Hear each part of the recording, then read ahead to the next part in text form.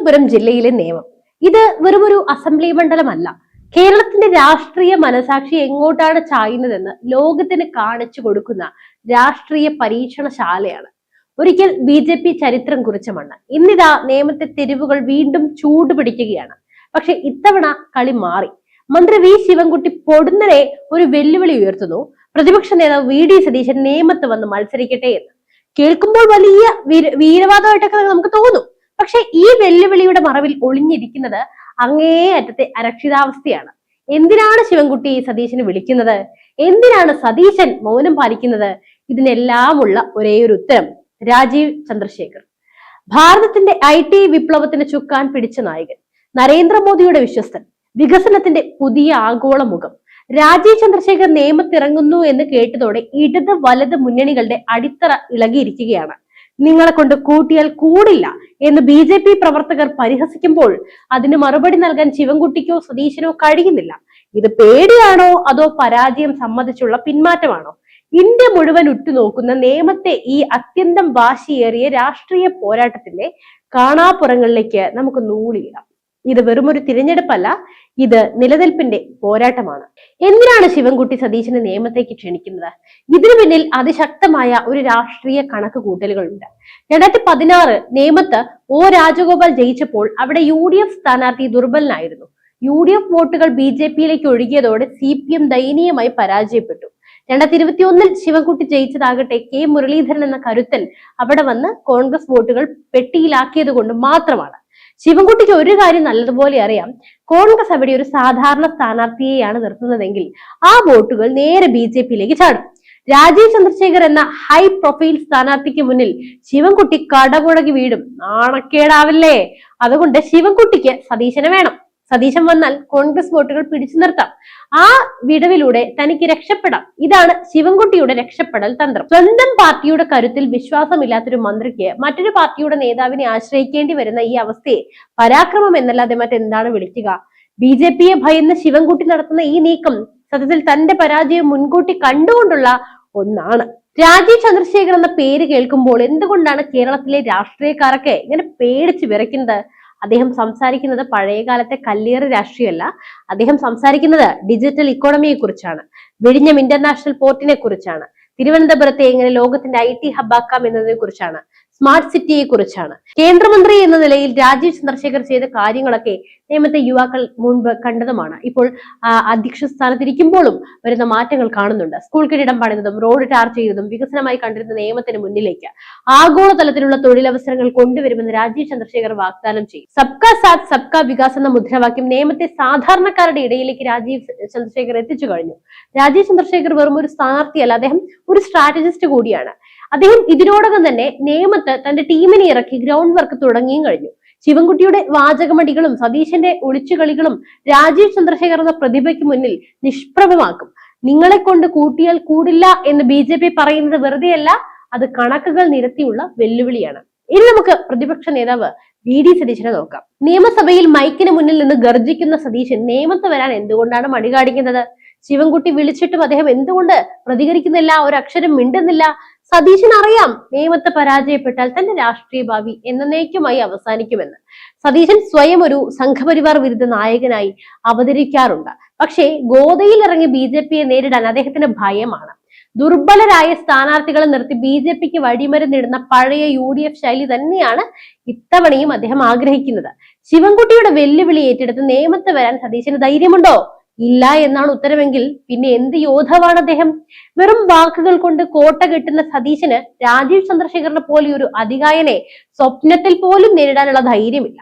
എന്തുകൊണ്ടാണ് നേമത്തെ പോരാട്ടം ഇന്ത്യ മുഴുവൻ ചർച്ച ചെയ്യുന്നത്? കാരണം കേരളം മാറുകയാണ്.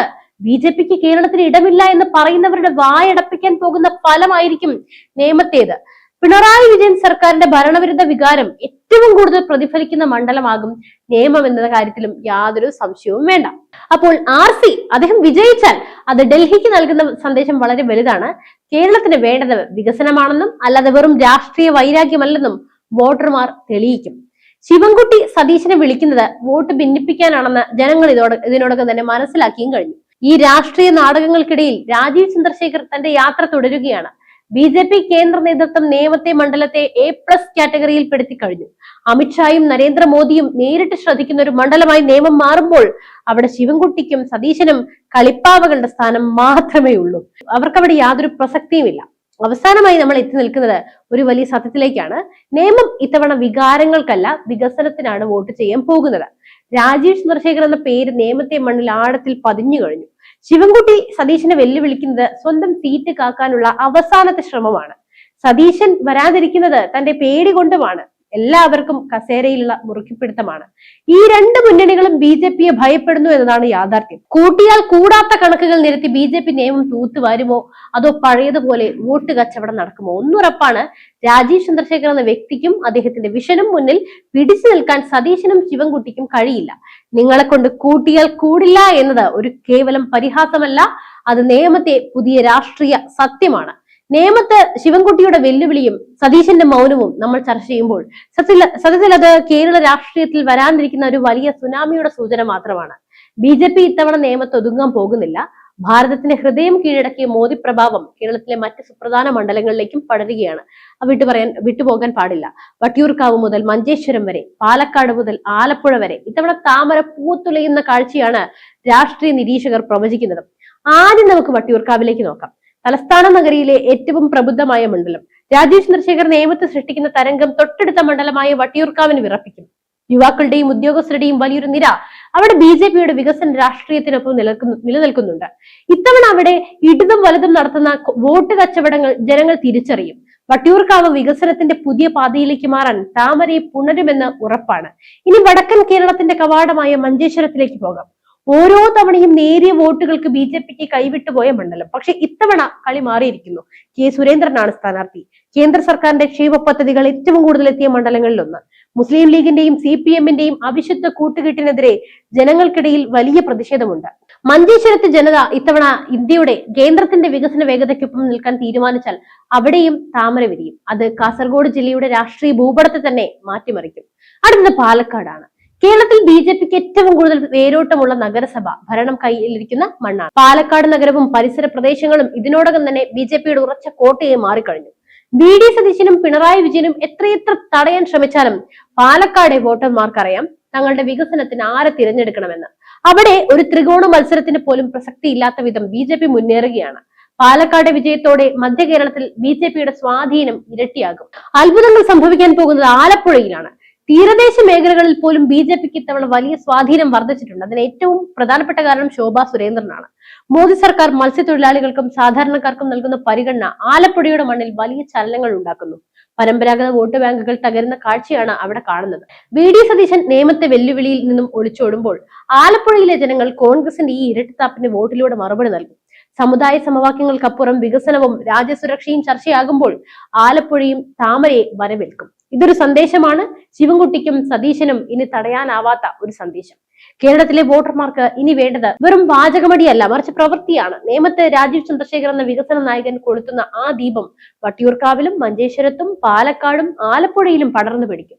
നിങ്ങളെ കൊണ്ട് കൂട്ടിയാൽ കൂടില്ല എന്ന് BJP അണികൾ പറയുന്നത് വെറും ഒരു ആവേശത്തിലല്ല, മറിച്ച് കേരളത്തിന്റെ മണ്ണിൽ സംഭവിക്കാൻ പോകുന്ന ഈ വലിയ മാറ്റം മുൻകൂട്ടി കണ്ടുകൊണ്ടാണ്.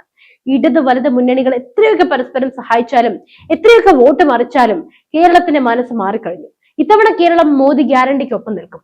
ആ മാറ്റത്തിന്റെ കൊടുങ്കാറ്റിൽ ശിവൻകുട്ടിയുടെ വെല്ലുവിളിക്കും സതീശന്റെ തന്ത്രങ്ങൾക്കും എല്ലാം തന്നെ കടപുഴകി വീഴും.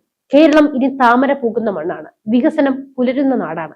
എന്നാലും ഈ ഒരു മാറ്റത്തെ നേമത്തും ആലപ്പുഴയിലും മഞ്ചേശ്വരത്തും ഒക്കെ സംഭവിക്കാൻ പോകുന്ന ഈ ഒരു മാറ്റത്തെ നിങ്ങൾ എങ്ങനെ നോക്കിക്കാണുന്നു? തീർച്ചയായും നിങ്ങളുടെ അഭിപ്രായങ്ങൾ കമന്റ് ചെയ്യൂ. മറ്റൊരു വാർത്തയും വിഷയമായി വീണ്ടും എത്തും വരെ നന്ദി.